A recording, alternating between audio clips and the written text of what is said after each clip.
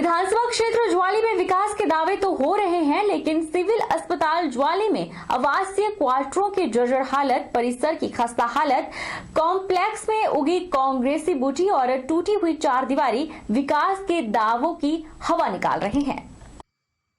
डॉक्टरों सहित अन्य कर्मियों के ठहरने के लिए बनाए गए आवासीय क्वार्टरों की हालत खस्ता हो चुकी है। दीवारों में दरारें पड़ चुकी हैं और क्वार्टरों पर डाले गए स्लेट भी गिरने शुरू हो गए हैं।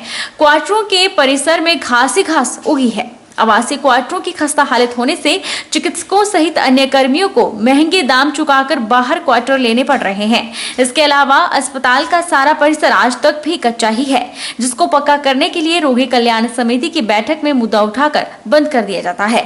वहीं बारिश होने पर मुख्य गेट के पास बनी निकासी नाली बंद हो जाती है और सारा पानी अस्पताल परिसर में तालाब का रूप धारण करके खड़ा हो जाता है, जिस कारण लोगों का अस्पताल के अंदर जाना मुश्किल हो गया है।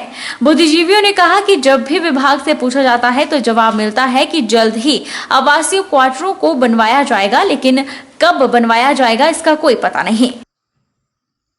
देखिए, जब जो विधायक श्री जो मौके के विधायक हैं वो आए थे, ये वादा करके आए थे कि मैं ज्वाली हॉस्पिटल की कायाकल्प कर दूंगा और हम सब ने इनके ऊपर विश्वास किया था कि ये बंदा ऐसा करेगा।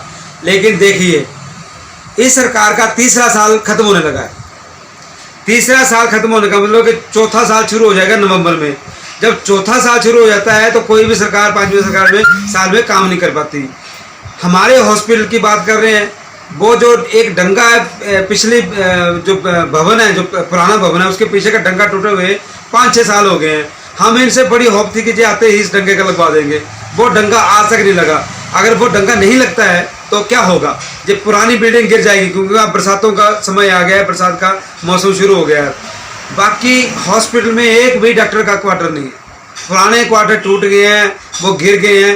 इन्होंने वादे किए थे कि मैं नए क्वार्टर बनाऊंगा। ये ज्वाली हॉस्पिटल की बात हो रही है, तो कांग्रेस पार्टी के समय में जो पद रिक्त थे डॉक्टरों के हॉस्पिटल में, वो पूरे के पूरे भरे हुए हैं। आप स्वयं चेक कर सकते हैं इसको। और भी जितने पद हैं ज्वाली हॉस्पिटल में, वो सभी फिलअप है, भरे हुए हैं। आते ही हमारी सरकार ने जब हमारे आदरणीय विधायक अर्जुन ठाकुर जी जब MLA बने थे, तो उसके आते ही तुरंत उन्होंने सबसे पहले यही हॉस्पिटल के संज्ञान लिया और वहाँ की सभी परेशानियों को दूर किया। ये बात डंगे की कर रहे हैं, तो मैं ये मुद्दे को हमने ही कुछ पूर्व पहले उठाया था कि ये डंगा लगना चाहिए था। सही है, लगना चाहिए। नगर पंचायत ज्वाली में सफाई व्यवस्था चरमरा कर रह गई है। सफाई का कोई उचित प्रावधान नहीं है, जिस कारण हर चौराहे पर कूड़े की कूड़ा बिखरा दिखाई देता है। नगर पंचायत द्वारा लगाए गए सारे डस्टबिन उल्टे पड़े हुए हैं, जिनको सीधा करने की भी जहमत नगर पंचायत द्वारा नहीं उठाई जा रही है। डस्टबिन उल्टे पड़े होने के कारण लोग घरों का कूड़ा कचरा डस्टबिनों के ऊपर रख देते हैं या फिर उनके पास ही ढेर लगाकर चलते बनते हैं। अधिकतर डस्टबिनों के पास कूड़े के ढेर ही ढेर दिखाई दे रहे हैं। अगर कोई डस्टबिन सीधा है तो कूड़ा उसके बाहर झांक रहा है। डस्टबिनों के बीच पड़े कूड़े को आग लगा दी जा रही है, जिस कारण लाखों की लागत से खरीदे गए डस्टबिन कबाड़ होते जा रहे हैं और सरकारी पैसा बर्बाद हो रहा है। बुद्धिजीवियों ने कहा कि अगर कूड़ा को उठाया भी जाता है तो उसको कभी बसंतपुर में नाले में फेंक दिया जाता है या फिर देहर खड्ड किनारे फेंक दिया जाता है।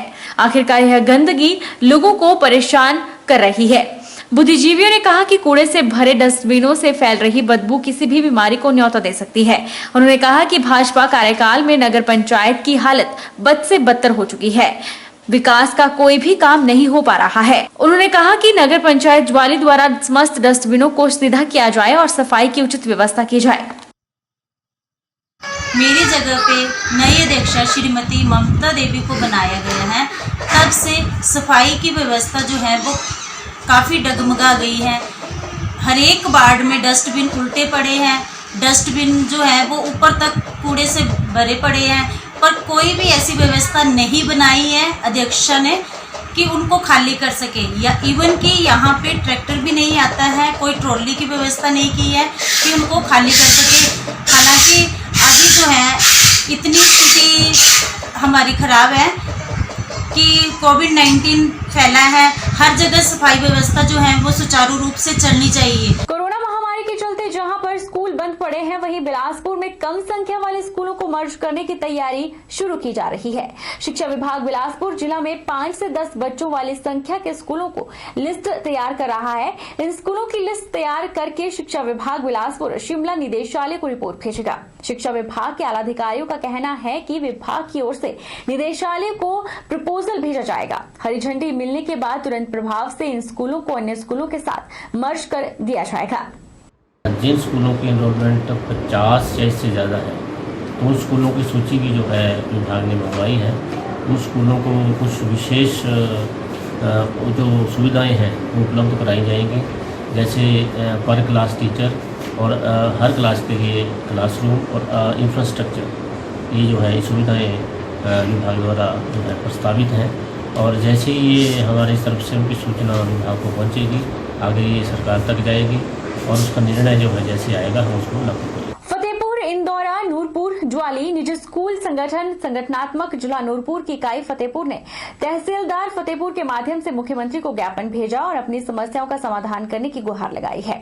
संगठन संरक्षक राष्ट्र शर्मा ने बताया कि महामारी के चलते निजी स्कूल बुरी तरह से प्रभावित हुए हैं। अभी तक तो यह स्कूल अपने स्टाफ को वेतन जैसे तैसे करके दे रहे हैं, पर आने वाले समय में अगर सरकार ने किसी प्रकार की कोई आर्थिक सहायता नहीं की तो निजी स्कूलों से जुड़े कई लोग बेरोजगार हो जाएंगे। उन्होंने सरकार से गुहार लगाई है कि प्रदेश के सभी स्कूलों को आदेश पारित किए जाएं कि अगर किसी भी स्कूल का बच्चा किसी भी दूसरे सरकारी या निजी स्कूल में प्रवेश लेता है तो उसके लिए स्कूल त्याग प्रमाण पत्र अनिवार्य कर दिया जाए ताकि स्कूल प्रबंधकों की बकाया राशि उनको मिल सके।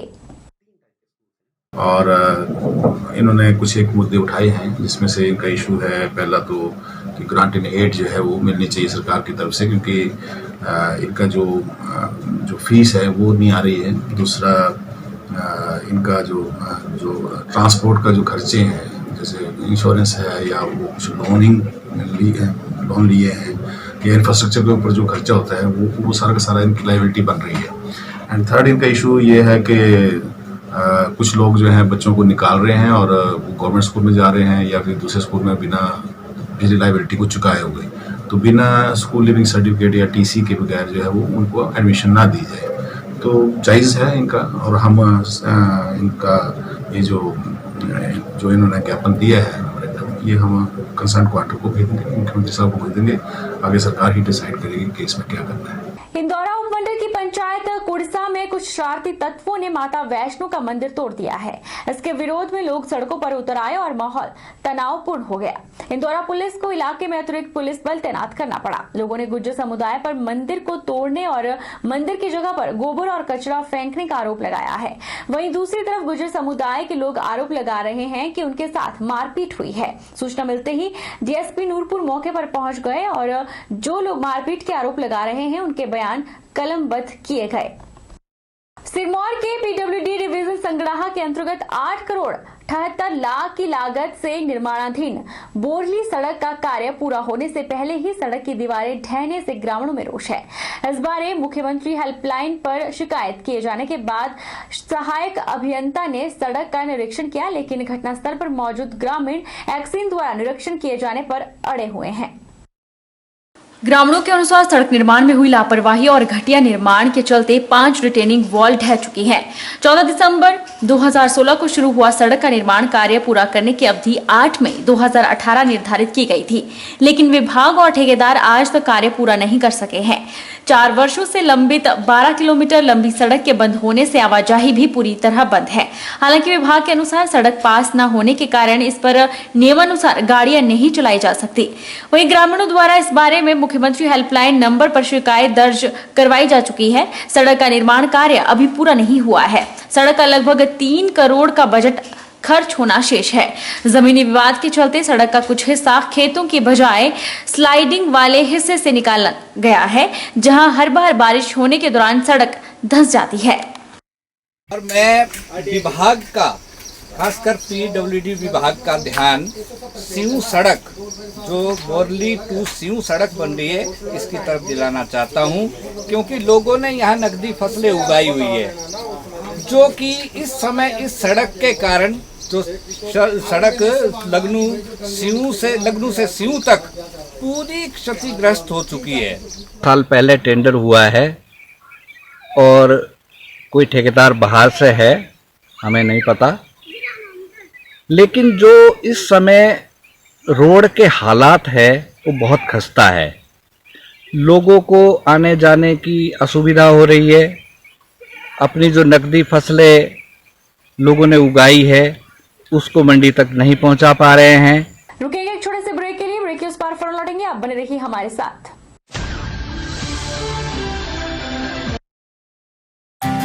विजडम एजुकेशन सोसाइटी के सानिध्य में Vijay group of institute Himachal Pradesh university Shimla एवं Himachal Pradesh board of school education Dharamshala द्वारा मान्यता प्राप्त हिमाचल प्रदेश का एक अग्रणी शिक्षण संस्थान है।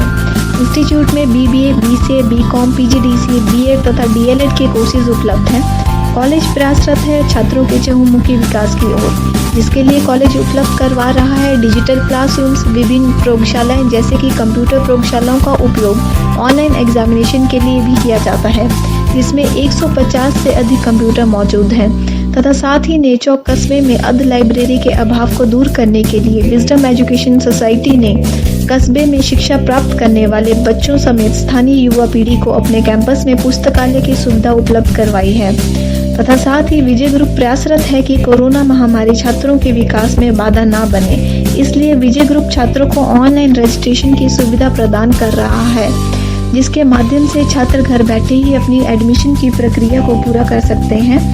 इसलिए vijayinstitute.com वेबसाइट को विजिट करें तथा ऑनलाइन रजिस्ट्रेशन पर क्लिक करके फॉर्म को फिल करें। अधिक जानकारी के लिए हमें संपर्क करें।